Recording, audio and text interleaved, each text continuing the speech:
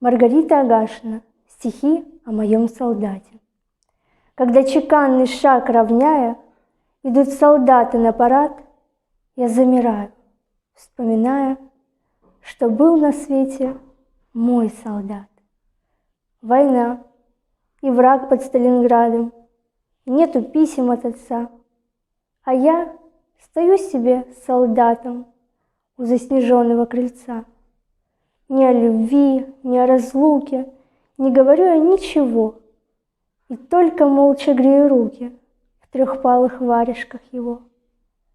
Потом прощаюсь целый вечер и возвращаюсь к дому вновь.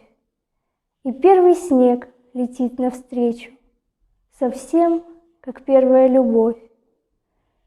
Какой он был веселый, в последний год перед войной. Он только-только кончил школу и только встретился со мной. Он был веселый, темно-русый, над чубом красная звезда. Он в бой пошел под старой русой и не вернется никогда.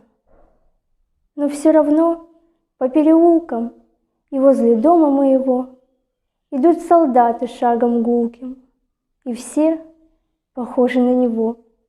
Идут, поют, равняя плечи, ушанка сдвинута на бровь, и первый снег летит навстречу, как чья-то первая любовь.